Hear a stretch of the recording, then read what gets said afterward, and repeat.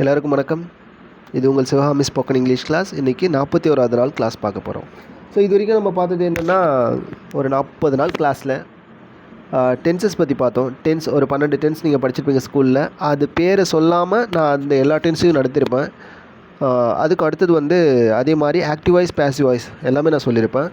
அடுத்தது direct to indirect speech எப்படி conversion பண்ணுறதுன்னு தான் இப்போ பார்த்துட்டு வரோம். அதுக்கப்புறம் ஒரு சில சென்டென்ஸ் பேட்டர்ன், அப்புறம் மாடல்ஸ்,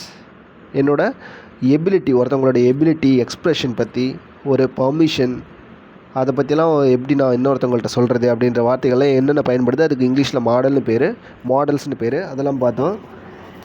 எபிலிட்டி, பாசிபிலிட்டி, பர்மிஷன், இது பற்றிலாம் சொல்கிற வார்த்தைகள் மாடல்ஸ்ட்டு அதெல்லாம் நம்ம பார்த்துட்டோம்.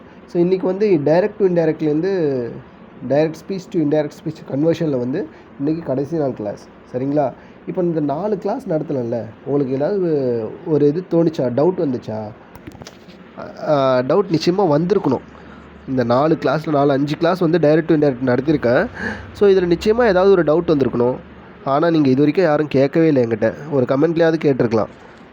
ஸோ அது என்ன டவுட்னு நான் கடைசியில் சொல்கிறேன். சரிங்களா? ஓகே.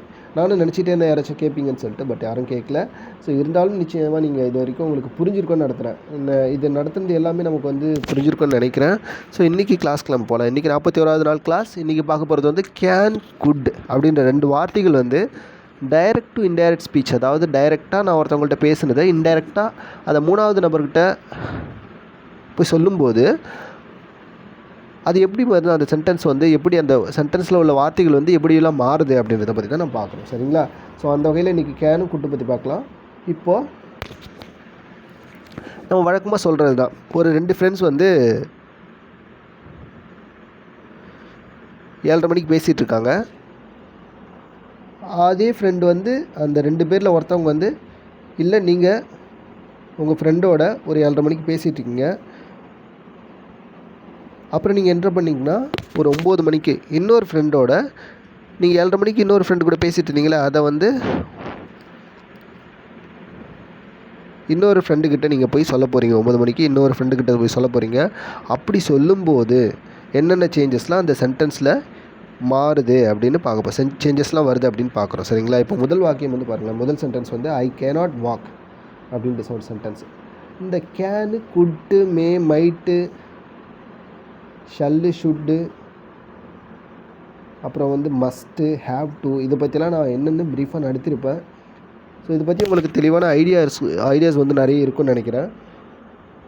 ஸோ இதுக்கெல்லாம் இங்கிலீஷில் மாடல்ஸ்ன்னு சொல்லுவாங்க. சரிங்களா? மாடல்ஸ்ன்னு சொல்லுவாங்க. நம்மளோட எபிலிட்டி, அதாவது என்னால் ஒரு செயலை செய்ய முடியும், அதற்கான எபிலிட்டி இருக்குது, திறன் இருக்குது அப்படின்னு சொல்லும்போது அதை நான் எந்த வார்த்தையில் வச்சு இங்கிலீஷில் பேசும்போது சொல்லணும்.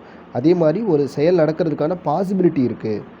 ஸோ அதெல்லாம் நான் எந்த வார்த்தையை வச்சு எப்படி நான் சென்டென்ஸில் இங்கிலீஷில் பேசுகிறது. அதுக்கு அடுத்தது ஒரு பர்மிஷன் கேட்கணும். அதை நமக்குள்ளே ஃப்ரெண்ட் சர்க்கிளில் கேட்கும்போது எப்படி இருக்கும், இல்லை நம்மளை விட ஒரு உயர்ந்த வயதினர்கிட்டையோ இல்லை ஒரு ஹையர் பொசிஷனில் உள்ள ஸ்டாஃப்கிட்டையோ நம்ம கேட்கும்போது எப்படி கேட்குறது அப்படின்னு சொல்கிறதுக்கெல்லாம் எந்தெந்த வார்த்தைகள் பயன்படுது, அது எப்படி பயன்படுதுன்னு பார்த்தோம். ஸோ இன்றைக்கி first sentence I cannot walk. நீங்கள் 7:30 மணிக்கு ஒரு ஃப்ரெண்டு கூட பேசிகிட்டு இருக்கீங்க, உங்களோட ஃப்ரெண்டு கூட. அப்போ சொல்கிறாங்க, உங்கள் ஃப்ரெண்டு சொல்கிறாங்க, என்னடா ரொம்ப டல்லாக இருக்க அப்படின்னு சொல்லும்போது, இப்போது கொஞ்சம் தூரம் பேசிக்கிட்டே நடந்து போகிறீங்க. 7:30 மணிக்கு நீங்களும் உங்களோட ஃப்ரெண்டும் நடந்து போயிட்டுருக்கீங்க. அப்போது உங்கள் ஃப்ரெண்டுக்கிட்ட நீங்கள் கேட்குறீங்க, ஏன்டா நடந்து வா, ஏன் தயங்கி நின்றுட்டுருக்க, ஏன் ரொம்ப டல்லாக இருக்க அப்படின்னு கேட்குறீங்க. அப்போ உங்கள் ஃப்ரெண்டு சொல்கிறாங்க, இல்லை என்னால் நடக்க முடியல, ஏன்னா கொஞ்சம் உடம்பு சரியில்லைனால என்னால் நடக்க முடியல அப்படின்னு சொல்கிறாங்க. ஐ கேனாட் வாக் அப்படின்னு சொல்லிட்டு உங்களுக்கு 7:30 மணிக்கிட்ட சொல்கிறாங்க. இதை நீங்கள் 9:30 மணிக்கு இன்னொரு ஃப்ரெண்டை பார்க்குறீங்க. அப்போது அந்த 9 மணிக்கு பார்க்குறீங்களா, அந்த ஃப்ரெண்டு கேட்குறாப்புல, என்னடா ஆச்சு உனக்கு 7:30 மணிக்கு கூட பார்த்தா அவன் கூட நின்று பேசிகிட்டு இருந்தே, அவன் என்ன சொன்னான் அப்படின்னு கேட்குறாங்க. சரிங்களா? அப்போது அந்த ஐ கேனாட் வாக் அப்படின்னு சொல்லிட்டு உங்கள் ஃப்ரெண்டு சொன்னாங்களா, அது உங்களோட girl friend. So I cannot walk அப்படின்னு சொன்னது உங்களோட கேர்ள் ஃப்ரெண்டு. இந்த இடத்துல ஐன்றது ஒரு பெண் சொல்கிறாங்க. ஐன்றது ஒரு பெண்ணை குறிக்குது. சரிங்களா? உங்களோட கேர்ள் ஃப்ரெண்டு, அது உங்கள் கேர்ள் ஃப்ரெண்ட் பேரை போட்டுக்கோங்க அந்த ஐன்ற இடத்துல. இப்போ உதாரணத்துக்கு ஷஷ்ருதா அப்படின்னு இருக்காங்கன்னா, ஷஷ்ருதா என்ன சொல்கிறாங்கன்னா கேனாட் வாக், ஷஷ்ருதா என்னால் நடக்க முடியல அப்படின்னு சொல்கிறாங்க. அதையே நம்ம எடுத்து இங்கிலீஷில் எழுதும்போது அந்த பேர் எடுத்துகிட்டு ஐ கேனாட் வாக் அப்படின்னு சொன்னாங்க. சரிங்களா? அது நம்ம 9 மணிக்கு சொல்லும்போது இன்னொரு ஃப்ரெண்டுக்கிட்ட அவள் என்ன சொன்னான்னா, இப்போ அந்த பொண்ணு பேர் வந்து சிவகாமின்னு வச்சுக்கலாம். சிவகாமின்னா இப்போ சிவகாமி என்ன சொன்னான்னா, அவளால் நடக்க முடியலன்னு சொன்னா அப்படின்ட்டு நீங்கள் சொல்லுவீங்களா? ஸோ இந்த கன்வர்ஷன் எப்படி வந்து சென்டென்ஸில் வருது அப்படின்னு கேட்டிங்கன்னா,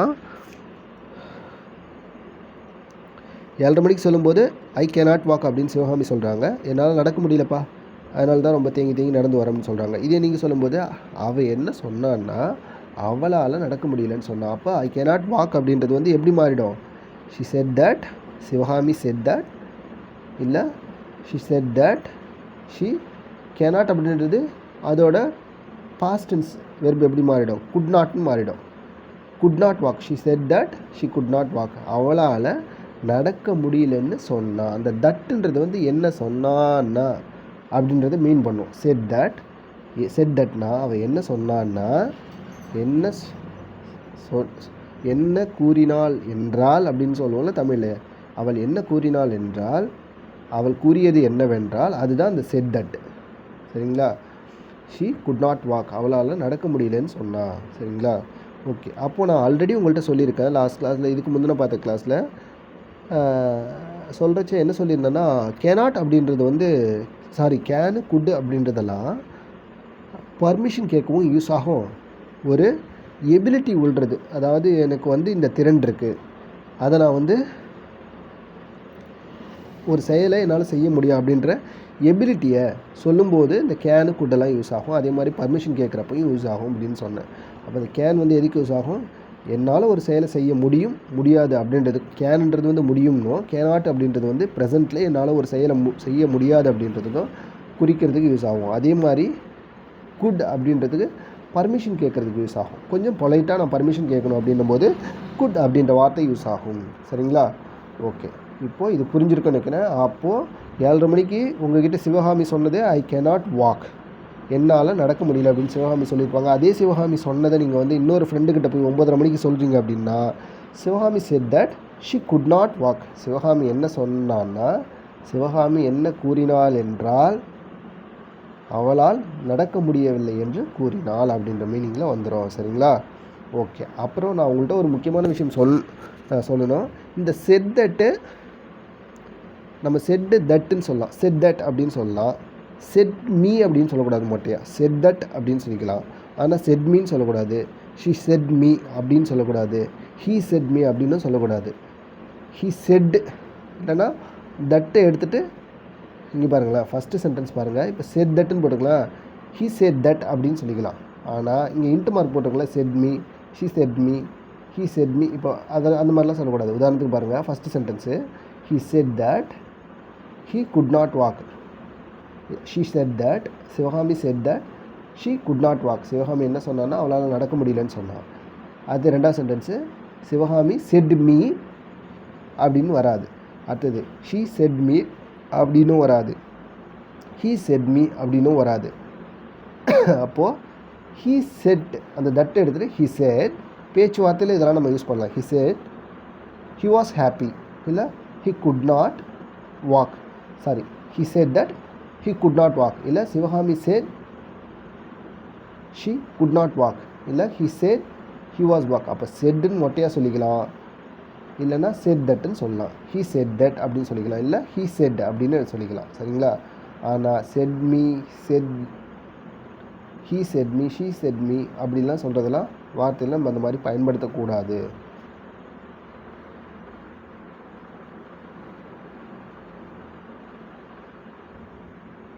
அதே மாதிரி ஸ்கூலில் ஒரு வார்த்தை படிச்சிருப்பீங்க, டோல்டு அப்படின்னு ஒரு வார்த்தை படிச்சிருங்க. அப்படின்னு செட்டுனாலும் சொன்னாங்க அப்படின்னு அர்த்தம், டோல்டுனாலும் சொன்னதுன்னு அர்த்தம். அப்போ செட்டுன்னு வரும்போது செட் தட், இன்டைரக்ட் ஸ்பீச் நீங்கள் யூஸ் பண்ணும்போது செட் தட்னு யூஸ் பண்ணிக்கலாம், இல்லை ஹீ செட், இல்லை ஹீ செட் தட் அப்படின்னு யூஸ் பண்ணிக்கலாம். ரெண்டு விதமாக செட் தட்டுன்னு சொல்லலாம், இல்லை தட் இல்லாமல் செட்டுன்னு மட்டும் சொல்லிக்கலாம். ஆனால் டோல்டு அப்படின்னு வரும்போது டோல்ட் மீ அப்படின்னு சொல்லலாம், டோல்ட் யூ. நீங்கள் பாருங்கள், he told me, she told me, Sivakami told me, இல்லை சஷ்ருதா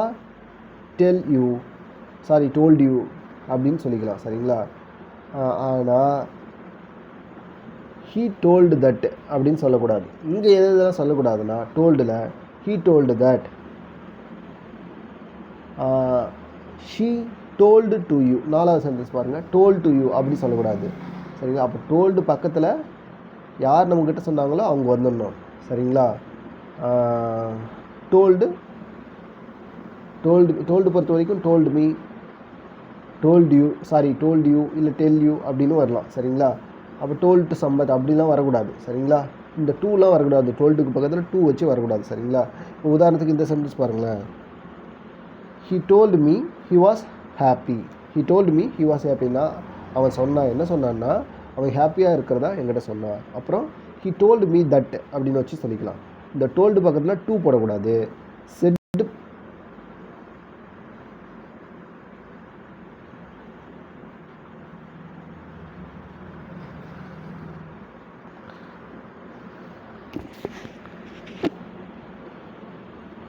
அப்போ இந்த டோல்டு பக்கத்தில் டூலாம் போட்டு சொல்லக்கூடாது. அப்போ எப்படி சொல்லலாம்னா செட்டு பொறுத்த வரைக்கும் செட் தட்னு சொல்லிக்கலாம், செட் மட்டும் வச்சு சொல்லலாம், தட் இல்லாமல். ஆனால் டோல்டு பொறுத்த வரைக்கும் டோல்டு மீன் சொல்லலாம், டோல்டு டு மீ அப்படின்னு சொல்லக்கூடாது, டோல்டு தட் அப்படின்லாம் சொல்லக்கூடாது. சரிங்களா? ஓகே. இந்த தட் அப்படின்றது என்ன சொன்னால் அவள் என்ன கூறினாள் என்றால், இல்லை சிவகாமி என்ன கூறினாள் என்றால், இல்லை சம்பத் என்ன கூறினார் என்றால் அப்படின்லாம் வரும். சரிங்களா? இந்த தட் வந்து ஒரு கன்ஜெக்ஷன் வேர்டு அப்படின்னு சொல்லிட்டு நீங்கள் ஸ்கூலில் படிச்சிருப்பீங்க. ஸோ நம்ம அந்தளவுக்குலாம் ப்ரீஃபாக போக தேவையில்லை. ஸோ இதெல்லாம் உங்களுக்கு புரிஞ்சால் போதும். ஒரு சென்டென்ஸில் எந்தெந்த மாதிரி வார்த்தைகள்லாம் பயன்படுது அப்படின்னு சொல்லிட்டு புரிஞ்சால் போதும். ஓகேங்களா? ஓகே, அடுத்தது பார்க்கலாம். ரெண்டாவது இங்கே பாருங்கள். இப்போது I cannot go to the party.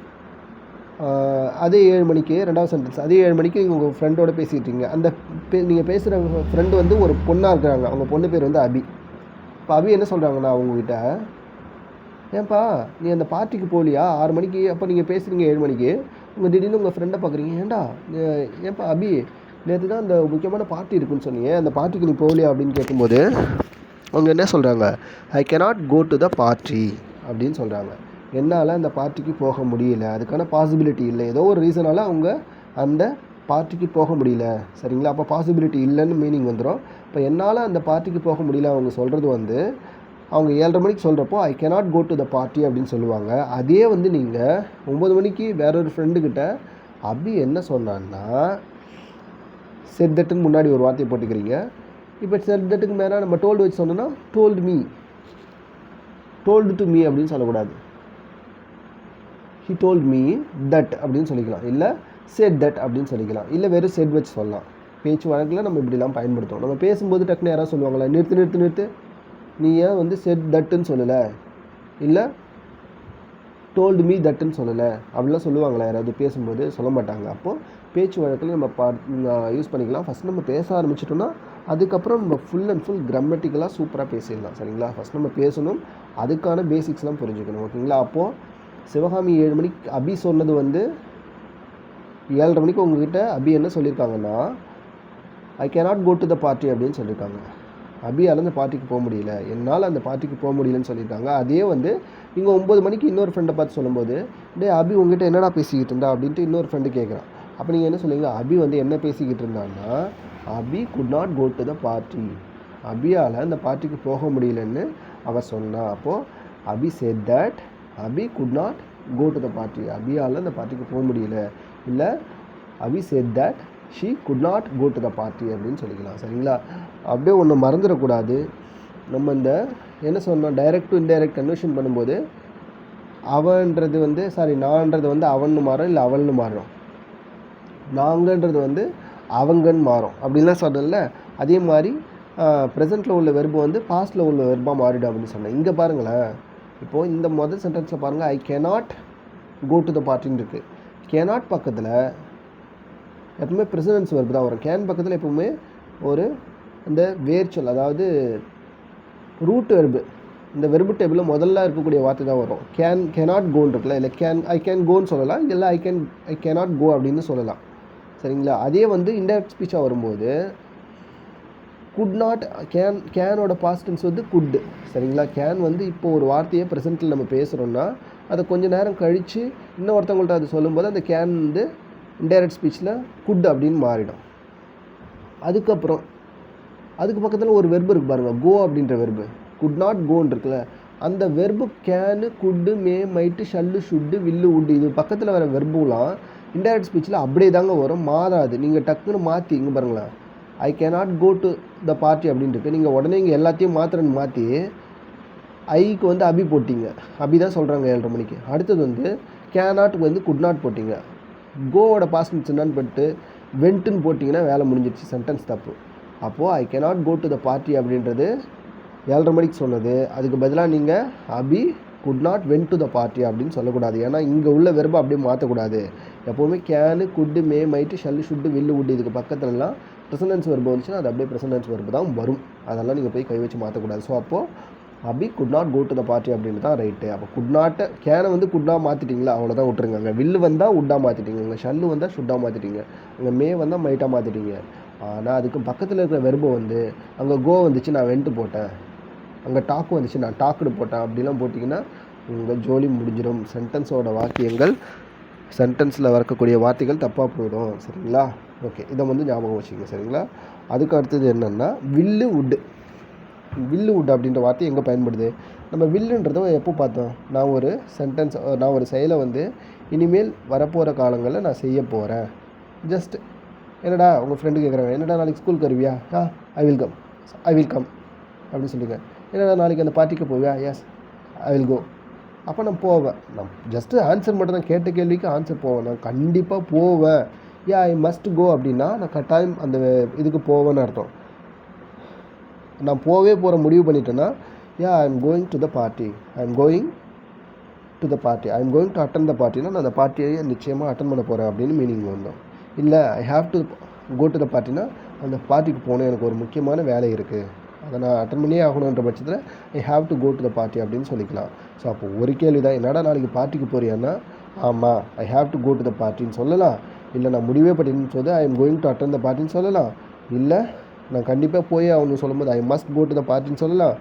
இல்லை நாலாவதாக வந்து ஜஸ்ட் நான் ஒரு பதில் மட்டும் தான், கேட்ட கேள்விக்கு பதில் என்னடா போவியான்னு கேட்கும்போது I will go to the party அப்படின்னு சொல்லலாம். ஸோ அப்போ வில்லு அப்படின்றது வந்து எப்போவுமே எதிர்காலத்தில் ஒரு நடக்க போகிற செயலை பற்றி சொல்லணும் அப்படின்னா அதை வந்து நம்ம வில்லு வச்சு சொல்லலாம்.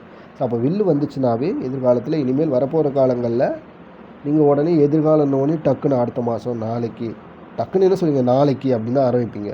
ஆனால் ஃப்யூச்சர்னால் என்னென்னா இப்போ நம்ம என்ன பார்த்துக்கிட்டு இருக்கோமோ நம்ம பார்த்து உணர்றது மட்டும்தாங்க ப்ரெசென்ட்டு.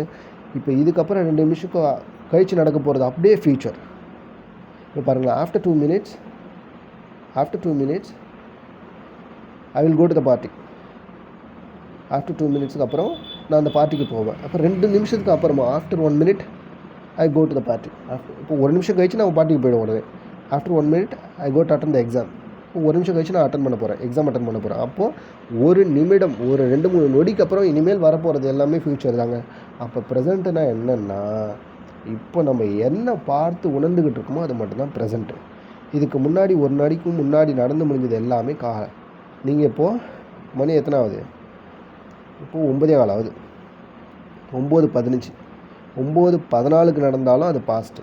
9:16 இனிமேல் என்ன நடக்க போகிறதுலையோ அது எல்லாமே ஃப்யூச்சர். சரிங்களா? அப்போ உணர்ந்து இப்போ பார்த்து கேட்கறத மட்டும்தாங்க ப்ரெசண்ட்டு. சரிங்களா? ஓகே, அப்போ வில்லு வுட் பற்றி நான் சொல்கிறேன். ஐ வில் கால் யூ அப்படின்னு சொல்கிறாங்க. இப்போ எல்லோரும் நீங்கள் ஊருக்கு கிளம்பிட்டீங்க. சம்பத்துன்ற உங்கள் ஃப்ரெண்டுக்கிட்ட நீங்கள் வந்து 7:30 மணிக்கு பேசிகிட்ருக்கீங்க. டக்குன்னு என்ன சொல்கிறாருன்னா உங்கள்கிட்ட சொல்கிறாரு, சரிடா நீ போய் பேசி முடிச்சிட்டிங்க 7:30 மணிக்கெலாம், இப்போ ரொம்ப நேரம் பேசி முடிச்சிட்டிங்க. அப்போது சம்பத் வந்து சொல்கிறாரு, சரி எனக்கு கொஞ்சம் வேலை இருக்குது, நான் வீட்டுக்கு போய்ட்டு உனக்கு கால் பண்ணுறேன்டா, ஐ வில் கால் யூ அப்படின்னு சொல்கிறாரு. நான் கால் பண்ணுறேன் அப்படின்னு சொல்கிறாரு. நான் கால் பண்ணுறேன்னா ஐ வில் கால் யூ. சரிங்களா? அது அப்படியே எப்படி 9 மணிக்கு என்னடா இன்னொரு ஃப்ரெண்டுக்கிட்ட சொல்லும்போது, என்னடா அவன் உங்கள்கிட்ட ஏதோ பேசி முடிச்சுட்டு கிளம்பும்போது உங்கள்கிட்ட ஏதோ ஒன்று சொன்னானே அப்படின்னு கேட்கும்போது, அதுவாடா அது ஒன்றும் இல்லை, சம்பத் என்ன சொன்னான்னா நான் உனக்கு ஃபோன் செய்கிறேன்டா அப்படின்னு சொன்னேன், நான் உனக்கு கால் பண்ணுறேன்டா அப்படின்னு சொன்னேன். அப்போ நான் உனக்கு கால் பண்ணுறேன், I will call you, sorry அப்படின்றது வந்து எப்படி, நான் உனக்கு ஃபோன் பண்ணுறேன்டா, இல்லை தமிழில் பார்த்தீங்கன்னா நான் உனக்கு ஃபோன் செய்வேன், இல்லை நான் உனக்கு கால் செய்கிறேன் அப்படின்னு சொல்கிறது வந்து பர்ஃபெக்டாக வந்துடும். நான் உனக்கு ஃபோன் பண்ணுறேன்னு சொல்லும்போது அதுதான் வந்து 9:30 மணிக்கு நீங்கள் உங்கள்கிட்ட உங்கள் இன்னொரு ஃப்ரெண்டுக்கிட்ட சொல்கிற மாதிரி இருக்கும். அதை அப்படியே நீங்கள் வந்து இன்டைரக்ட் ஸ்பீச்சில் மாற்றும்போது ஐ வில் கால் யூ அப்படின்னு 7:30 மணிக்கு உங்கள் சம்பத்துன்ற ஒரு ஃப்ரெண்டு சொல்கிறாரு. அது 9 மணிக்கு நீங்கள் போய்ட்டு இன்னொரு ஃப்ரெண்டுக்கிட்ட சொல்லும்போது சம்பத் என்ன சொன்னான்னா, சம்பத் செட் தட், இல்லை Sampath told me that, Sampath என்கிட்ட சொன்னான் என்னென்னா ஹீ வுட் கால் மீ. அப்போ வில்லுன்றது அப்படியே வுட்டாக மாறிடுது, அவ்வளோதான். ஹீ வுட் கால் மீ அப்படின்னு சொன்னார், வேறு ஒன்றும் இல்லைடா அப்படின்னு சொல்கிறீங்க. ஓகே, ஒன்றும் இல்லை, அது அப்படியே கன்வர்ஷன் பார்த்தீங்கன்னா அவன் எனக்கு ஃபோன் பண்ணுறேன்னு சொன்னான், அவ்வளோதான்டா, வேறு ஒன்றுமே இல்லைடா அப்படின்னு சொல்லிங்க. அப்போது ஐ வில் கால் யூ அப்படின்றது சம்பத் செட் தட், சம்பத் சொன்னார் உங்ககிட்ட 7:30 மணிக்கு பேசும்போது, சம்பத் என்ற ஃப்ரெண்டு ஐ வில் கால் யூன்னு சொல்லியிருக்காரு. அது அப்படியே எப்படி இன்டெரக்ட் ஸ்பீச்சை மாறும், Sampath set that he would call me, அவன் எனக்கு ஃபோன் பண்ணுறேன்னு சொன்னான், வேறு ஒன்றும் இல்லைடா அப்படின்னு மாறிடும். சரிங்களா? ஓகே, அடுத்தது.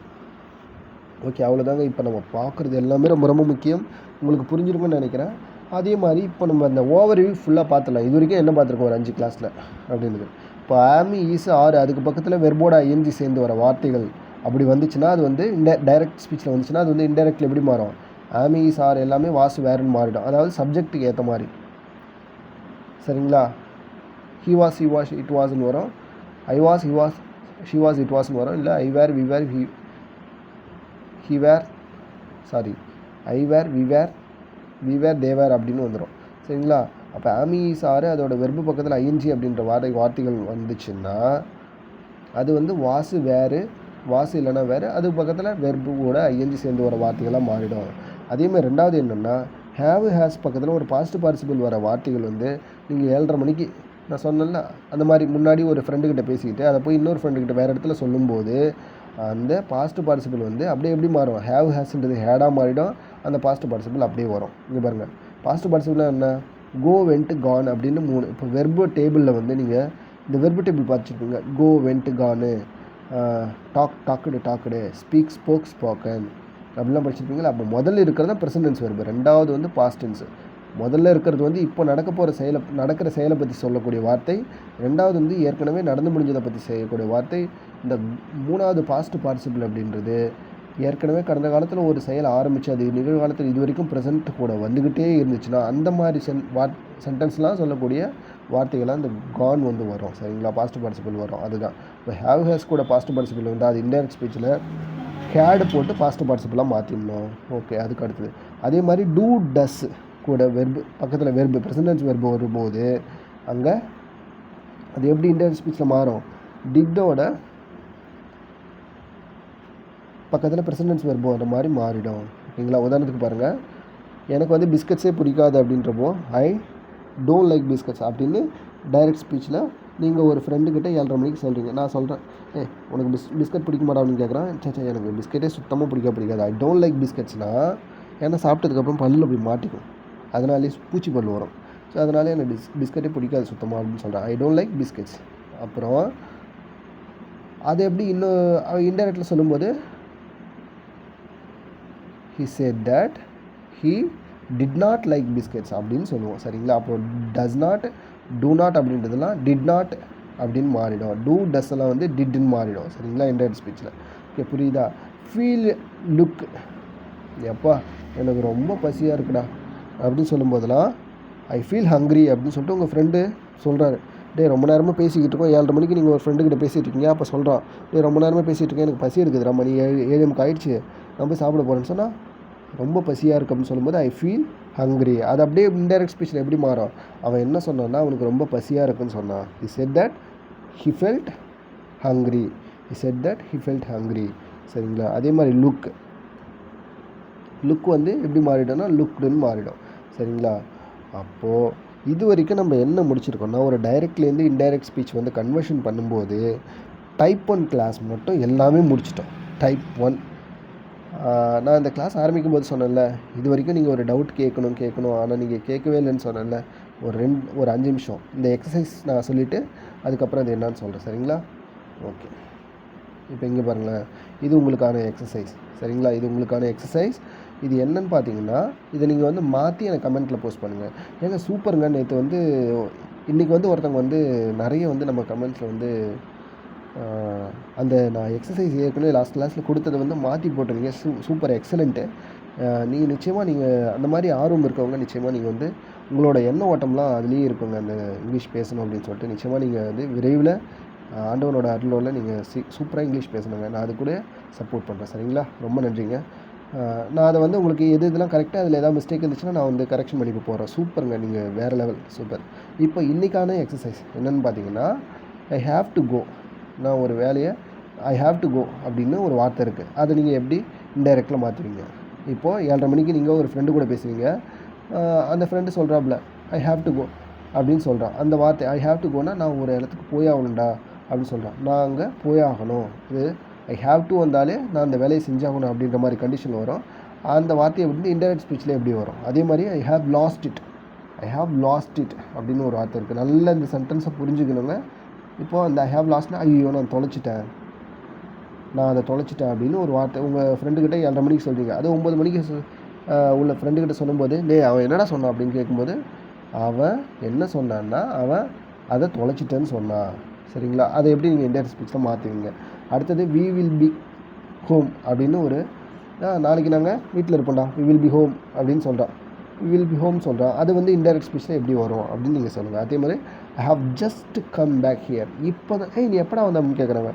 இப்போ தாண்டா இங்கே திரும்பி வந்தேன், இப்போ தாண்டா கொஞ்ச நேரத்துக்கு முன்னாடி தான், ஜஸ்ட் இப்போ தாண்டா வந்தேன் திரும்பி அப்படின்னு சொல்லும்போது I have just come back here அப்படின்னு சொல்கிறாங்க. அது இன்டைரக்ட் ஸ்பீச்சில் எப்படி மாறுன்னு சொல்லுங்கள். அதேமாரி வி ஹாவ் நாட் ஃபைண்ட் இட்னா இதையும் எப்படி இன்டைரக்ட் ஸ்பீச்சில் வரும்னு சொல்லுங்கள். நிச்சயமாக இது எந்த வாக்கிய அமைப்பில் வருது, அதை வந்து நீங்கள் எப்படி மாற்றுறீங்க அப்படின்னு சொல்லிட்டு பார்த்து கவனித்து கொஞ்சம் இந்த 5 எக்ஸசைஸும் நீங்கள் மாற்றுங்க. சரிங்களா? ஓகே, ரொம்ப நன்றி. இன்கேஸ் ஏதாவது உங்களுக்கு டவுட்ஸ் இருந்துச்சுன்னா நீங்கள் லைவ் இப்போ அப்படியே போஸ்ட் பண்ணுங்கள், நான் வந்து ரிப்ளை கொடுக்குறேன். அதுக்கப்புறம் வந்து ஏதாவது வேறு ஏதாவது டவுட்னா நீங்கள் கமெண்ட்ஸ் சொல்லுங்கள். சரிங்களா? நிச்சயமாக நான் அதுக்கு வந்து உங்களுக்கு சப்போர்ட் பண்ணுவேன். இனிமேல் கிளாஸ்லாம் வந்து நாளையிலேருந்து கொஞ்சம் நான் உங்களுக்கு வந்து டைரெக்டாக அந்த போர்டில் எடுக்கிற மாதிரி நான் ரெடி பண்ணிட்டேன். நான் அப்புறம் உங்கள்கிட்ட ஒன்று சொல்லி ஆகணும். என்கிட்ட மொபைல் தாங்க இருக்குது, நான் இதை வச்சு தான் போஸ்ட் பண்ணிகிட்ருக்கேன்.